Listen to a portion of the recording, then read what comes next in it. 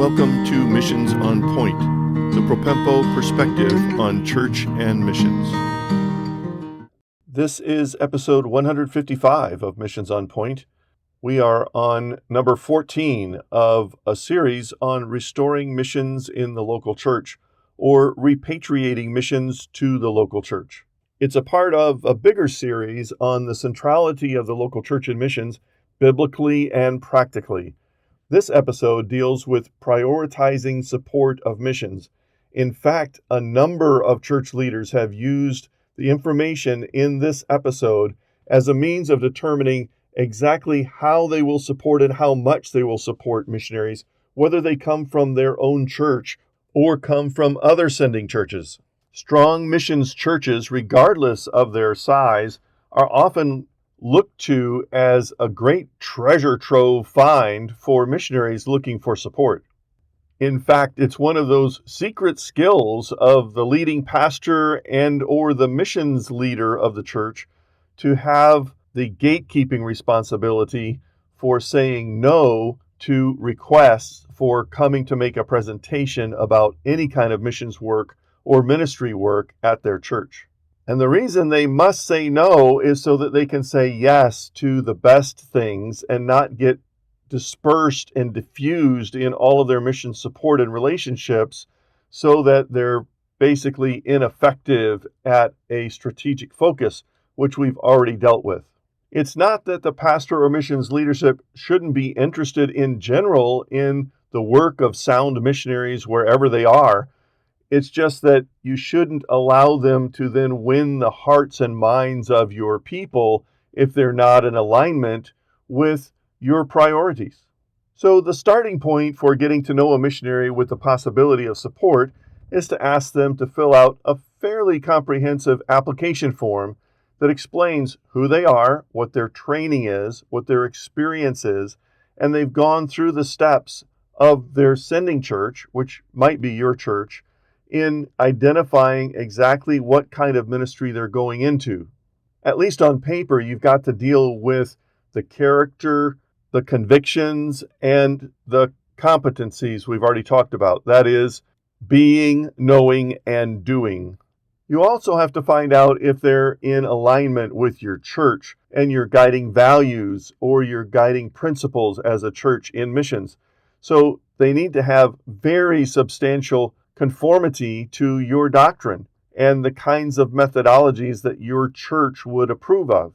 They need to have some kind of relationship with your church. They need to have a reason for coming and spending time with your church family besides the money. They also need to have an intentional focus on the end result of multiplying healthy indigenous churches. That is either church planting or something directly related to supporting of the church planting process, or they need to be involved in strengthening and encouraging church leadership so that indigenous churches are being planted by them in their people group or language group. Now let's get into a conceptual mechanism for helping you to prioritize support of missions. When I'm teaching in person, I most often refer to this as the XYZ, or the three axes of support. But for the sake of this podcast, I'm going to use the image of columns. I think you'll be able to picture it a little bit better. So we're going to have three columns. We'll call them XYZ columns. And the three columns describe three key components of priority for support of missions. The top of each of the columns is the highest level that one could achieve in evaluating their support. And some churches have actually placed dollar numbers associated with those. And as you go down the rows of each column, 1, 2, 3, 4, 5, there are declining amounts of funding for that. So someone who is going to get the absolute most funding is someone that scores the highest in each of the columns of relationship to the church, ministry priorities, and access to the gospel. That's the three columns. Here's what I mean by relationship to the church. The very top cell, the highest you can score, is someone that was raised up in the church. Maybe the church has been around long enough that there have been children that were raised in the church They became acquainted with missions at a young age. They inquired and went through the training and preparation and ministry skills process with the church leaders, and now they're ready to go out to the field.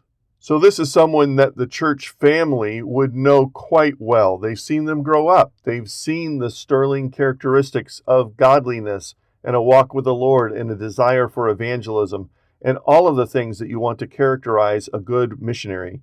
And now they have skin in the game. They're sending someone of their own from their own church family, and they want to support them at the highest possible level. The rows under that top level are increasingly more and more distant in relationship to the church. The next cell, for instance, might be someone who wasn't raised in the church but came to the church in the last handful of years. They're members, they are faithful, certainly a part of the church family, and they have gone through whatever steps the church wanted them to go to be fully prepared in all of these areas of being, knowing, and doing, of character, conviction, and competencies. The next level, or the next row down in the cells of that column, would be people who are acquainted with the church. Maybe they are very close to the church. Maybe they're a part of a like-minded church in your city region or your county area. Maybe they're someone who is actually physically related to families in the church, and they've spent some significant time in the church and getting to know the church families, and they get to know the missionary candidate. That person is not someone who is actually a member of the church, but they have well been vetted by other friends and family and like-minded churches within the scope of your church's larger relationship in the world. The next step down in the next row in this column of relationship to the church might be someone who is a more recent acquaintance of the church, whether it is through schooling or maybe they are a summer intern. Maybe they have had some relationship with the church in a shorter chronological fashion, but they have won the hearts of the church in their faithfulness, in their godliness, and their spiritual giftedness. Then the last cell in the column would be someone who really has no particular connection with the church. They discovered your church, was missions-minded, and likes to support missionaries, and they offer themselves. It's someone that just has no direct connection with the church. If they seem like a really good candidate, then they will be willing to spend more time to kind of work themselves up the ladder of relationship so that they actually become an insider and much higher in the ranking of this column of relationship to the church. I know of a particular church in Pennsylvania that insists that if someone comes to them that way, that they're going to have to spend 3 to 5 years working in the church actively as members for the church family to get to know them, and they become a part of the church family in order for the church to send them out. The next column, or maybe the y-axis on our XYZ axis, is ministry priorities. And if you've been listening to Missions on Point very long, or Propempo teaching or website, then you'll know that our highest ministry priority is church planting and things directly having to do with church planting. If it's an unreached language group, obviously Bible translation is on the forefront of the kind of skills and ministry that you want to happen. But this church planting ministry priority includes things like evangelism, discipleship, leadership training in the local church, raising up local leaders to be the leaders in the local church, and then moving on and doing it again and again and again. Let me just say, I find it inappropriate for a missionary to say that he's a church planter if he has gone to the field, learned the language, built a church around himself, and stayed on as the long-term senior pastor of that church. Usually that is reproducing a church just like he had back home on the mission field. It's not really indigenous church planting. So what's the next cell down from priority 1? The next ministry priority would be things related to and supportive of that. Church planting and indigenous leadership training for strengthening and multiplying indigenous churches is priority one. The next cell down the line would be all the kinds of things that support that. And it may be a variety of things having to do with development and publication distribution of vernacular materials that the church would use, whether that is songbooks or Bible teaching materials, discipleship materials, that kind of thing. It also could have to do with the building and development of Bible church fellowships or associations of like-minded churches in the church plant process that are springing up so that they have a structural organization around them to maintain doctrinal integrity and continue to stimulate growth. In today's world, it may have something to do with tech support, that is, technology that supports the continuing development and communication and follow-up for the church for all of the things that they're doing in evangelism and discipleship. The next cell of ministry priorities might have to do with all kinds of physical ministry that become the gateways for the contacts for evangelism, discipleship, and church planting. I put in this zone all of those things that are supportive kinds of ministries. Maybe it's medical ministries, but they know they have a conscious tie to churches and church planting. Maybe it is a larger humanitarian and community development type of project, but it's connected to church planting. Other support ministries could include things like logistics, management of resources, and support for the local church, pastors, including bivocational kinds of training and support. Now let's move to the Z-axis. If you're Canadian, the Z-axis. And this would be access to the gospel. So axis, AXIS, for the three-dimensional graph or the column heading. But this is access meaning availability to the gospel.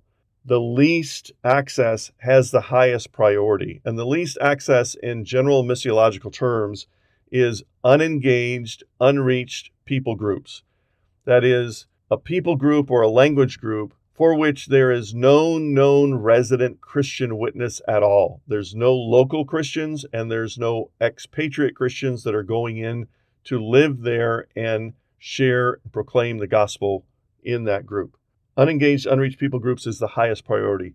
The next highest priority, of which there are more, are unreached people groups. So they may actually have some Christian witness available. They may even have a small church, but the percentage of Christians compared to the size of the group is so small and so weak that they rarely have the resources within themselves, apart from a very significant work of the Spirit of God, to reach their own people group.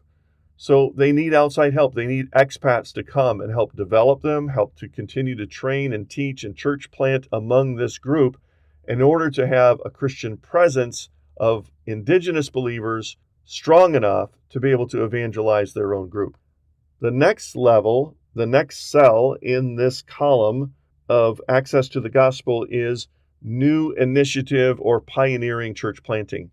It may be toward the outside fringes of a group that does have a significant Christian presence in churches in their language group. However, they need help at reaching the fringes.